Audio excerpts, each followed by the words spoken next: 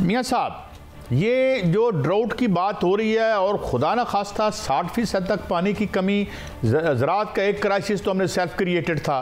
माशाल्लाह मैं बार बार जिक्र ज़रूर करता हूँ नेक वकार और परहेजगार लोगों का।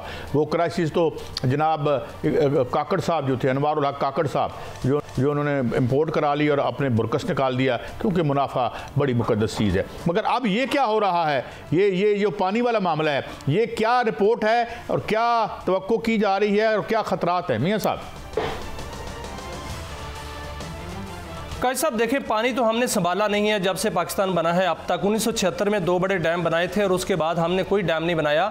और अब सूरत हाल ये है कि पानी का बहरान शदीद तर होता जा रहा है और इसकी वजह यह है कि जो मौसमियाती तब्दीलियाँ हैं वो उसकी जद में है पाकिस्तान। मेरी बात हुई इंटरनेशनल क्लाइमेट चेंज के एक मेंबर से, तो उन्होंने कहा कि इस वक्त जो अफेक्ट है इंटरनेशनल सतह पर वो है उसको कहते हैं लानीना।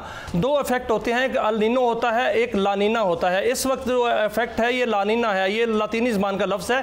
और इस हवाले से उन्होंने बताया कि ये ऐसा इफेक्ट होता है कि एक फ़ज़ा में एक बबल बन जाता है और उसमें सारी एनर्जी इकट्ठी हो जाती है, वो एग्जॉस्ट नहीं होती, जिसकी वजह से ड्राउट की सूरत हाल पैदा हो जाती है, खुश्क साली हो जाती है, ना बर्फ़ पड़ती है और मौसम में जो है वो बिल्कुल एक मौसम मुंजमद हो जाता है। और यही जो इस इलाके में जो है पाकिस्तान के एरिए में और दीगर इलाकों में जो है ये मामला जो हैं वो सामने आ रहे हैं और जिसकी वजह से बारिशें नहीं हो पा रही। इस वक्त सूरत हाल ये है कि पाकिस्तान के अंदर 2 बड़े जो डैम हैं वो डेड लेवल पर हैं। तरबेला और मंगला डैम डेड लेवल पर हैं। दरियाओं में पानी का बहाव इंतहाई कम है और बर्फबारी जो हुई है वो कम हुई है, 31% कम बर्फबारी हुई है। बर्फबारी होनी चाहिए थी 49%, लेकिन जो बर्फबारी हुई है 26%।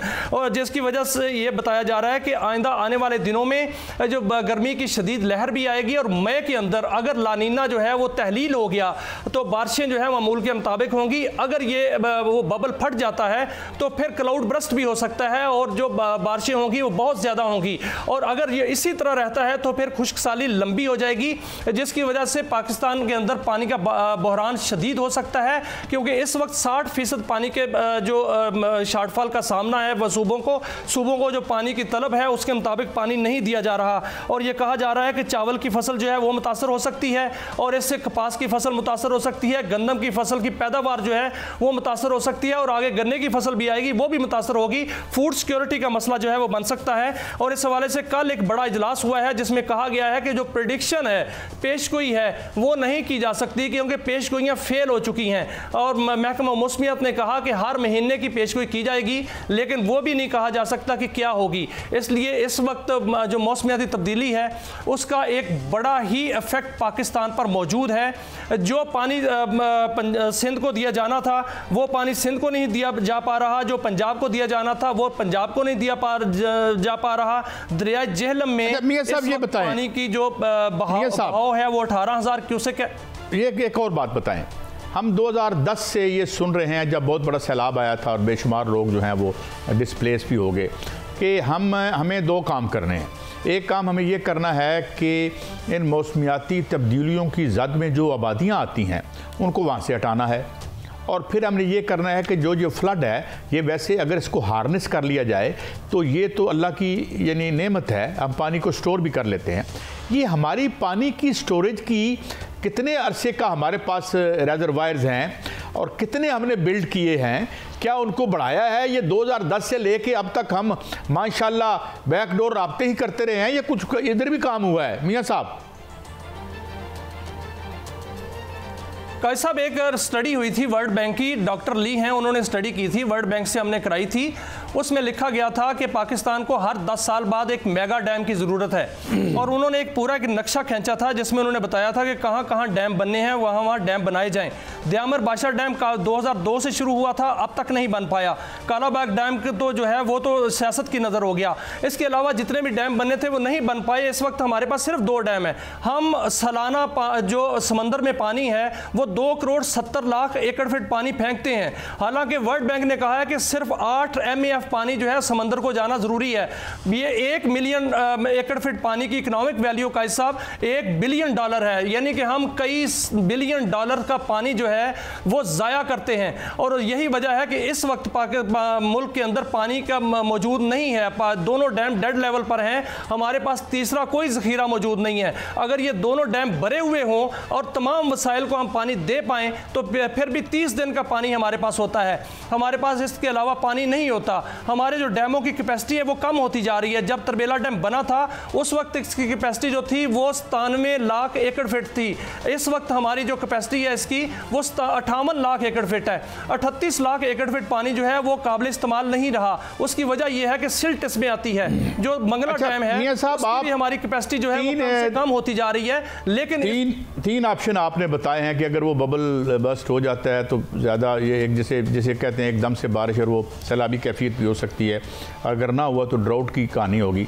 मगर एक बात हमने कल भी मियाँ साहब की थी कि 6 के करीब हमारे छोटे डैम पैसे ना होने की वजह से, मैं एक छोटा सा पीस पढ़ रहा था, मैं दोबारा कोट कर देता हूँ अरशद अब्बासी साहब का, कि 190 मिलियन की ये जो आप दानिश यूनिवर्सिटी बना रहे हैं ये कम से कम उन डैमों पे हम खर्च कर लें, क्योंकि हमें पता है ये स्कूल और दानिश और ये ठेके और ये तामीरात में जो हो रहा है, अब तो लाहौर में भी माशाल्लाह एक इसको पेरिस बनता नज़र आ रहा है आजकल हमें।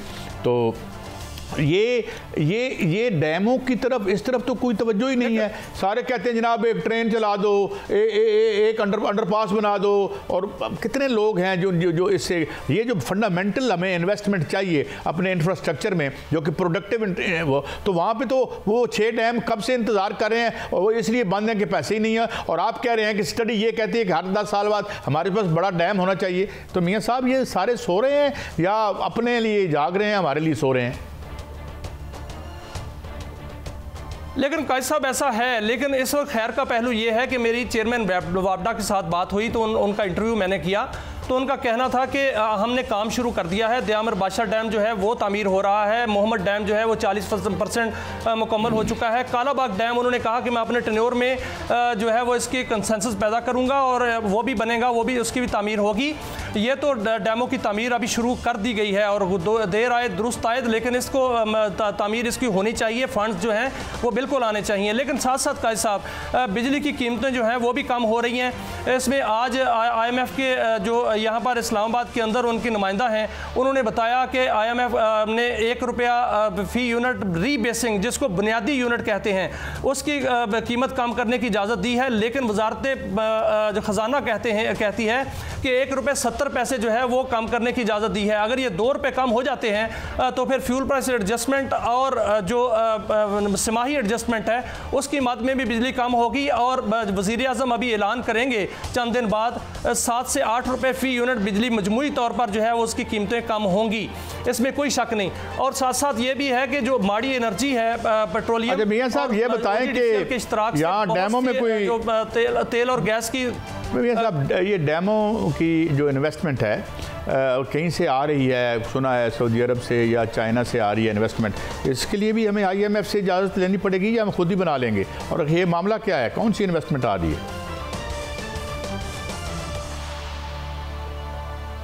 देखें कायद साहब, जो मेरी बात हुई इस हवाले से, जो डैमों के हवाले से हम बात कर रहे हैं, डैम जब मुकम्मल हो जाएंगे, ये दयामर बादशाह डैम और उसके बाद दासूर डैम और महमद डैम, ये तीनों डैम जब मुकम्मल हो जाते हैं तो तरबेला डैम पर जो तरबेला तोसीही मंसूबा है 5वां, वो भी मुकम्मल हो जाता है। तो 20,000 मेगावाट की बिजली जो है वो पन बिजली होगी, जो कि सस्ती तरीन बिजली होगी। ₹3.85 फ़ी यूनिट में बिजली पैदा होती है जो पन बिजली है। ये जब इतना इसको रिप्लेस कर जाएगी तो हमारी डिमांड तो सिर्फ 26,000 मेगावाट 27,000 मेगावाट है। तो हमें जो दूसरी बिजली पैदा करनी है वो रिन्यूएबल करनी है, जो कि सोलर से होगी, विंड से होगी, वो भी सस्ती है। और साथ साथ बिजली तो हमारे पास देखे ना मियाँ साहब, ₹1.50 की है मियाँ साहब। बिजली जो है वो आइंदा आने वाले दिनों में कायद साहब एक मिनट दीजिएगा, 2028 तक इंशाल्लाह पाकिस्तान के अंदर बिजली की रेल पेल भी होगी और सस्ती बिजली जो है वो अवेलेबल होगी। और उसमें जो बिजली है वो पायदार बिजली जिसको कहते हैं, सदियों बिजली पैदा होने वाली, और वो सस्ती तरीन बिजली पैदा हो रही होगी, जिससे बिजली की कीमतें भी कम होंगी। मियां साहब, बिजली तो इस वक्त भी हमारे पास हमारे इस्तेमाल से 2 गुना ज़्यादा है, कैपेसिटी जो है। मसला तो ये है कि जो हमने पेमेंट करनी है, लेकिन कायद साहब बहुत महंगी है। नहीं मेरी अर्ज़ तो सुने ना, प्रॉब्लम कहाँ पे है?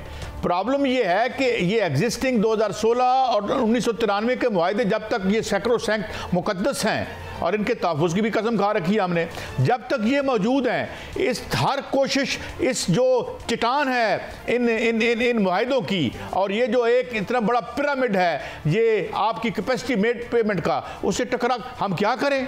3.5 रुपये की हम बिजली कैसे दे सकते हैं? क्योंकि उधर हमारे हाथ बंधे हुए हैं, उनके खिलाफ हमने ना फोरेंसिक ऑडिट करवाना है, उनको हमने माल भी दे देना है चुप करके। तो मियाँ साहब ये तो फिर सारी कहानियाँ लगती हैं। बिजली तो इतनी सस्ती है, मैं एक स्टडी के मुताबिक जो मैंने बड़ा अर्सा पहले पढ़ी थी कि हम जो है ये सस्ती बिजली 60,000 मेगावाट का तो सिर्फ कश्मीर में जो हमारा पोटेंशियल है, जो हमारे सूरज है, हर चीज़ है हमारे पास, मगर क्या करें? हम इधर जाते हैं आगे IPPs खड़े हैं, इधर जाते हैं आगे IPPs खड़े हैं। जो हमारे नुमाइंदे हैं, लगता है ये हमारे नुमाइंदे नहीं, ये इनके नुमाइंदे हैं ना सर। नहीं मियाँ साहब, नई इन्वेस्टमेंट तो तब लाएंगे, ये पुरानी इन्वेस्टमेंट ना। देखिए मियाँ साहब, सोलर पर जो हमारा पोटेंशियल है, मैं मियाँ साहब सिर्फ इतनी बात कर रहा हूँ कि अगर IPPs की आप तदफीन नहीं करते, जो पोटेंशियल है वो 3 लाख मेगावाट का है सर। मियाँ साहब मैं मान लेता हूँ सोलर से बिजली पैदा कर सकते हैं, और मैंने इससे कभी इनकार नहीं किया। सोलर से इस वक्त 2 से 3 रुपए फी यूनिट में बिजली पैदा हो रही है साहब। मैं आपसे बिल्कुल, वो तो हुकूमत जो है वो सोलराइजेशन के 22 रुपए में दे रही है। एक ब्रेक की तरफ जा रहा हूँ, 3 रुपए में बिजली पैदा हो रही है। एक ब्रेक की तरफ जा रहा हूँ। मैं आपकी सारी बात से एग्री करता हूँ। एज लॉन्ग एज IPPs और इससे टकरा के, ऐसी है जैसे जो आपका बहुत बड़ा जहाज़ टकराया था ना ग्लेशियर से, टकरा के पाश हो गया था। जब तक ये मौजूद हैं बाकी सब ये कहानियाँ रहेंगी। मगर मियाँ साहब की ये बात ठीक है कि हमारे पास इतना पोटेंशियल है कि हम पूरे साउथ एशिया को बिजली सप्लाई कर सकते हैं। अगर क्या करें, IPPs को तो हम छोड़ नहीं सकते।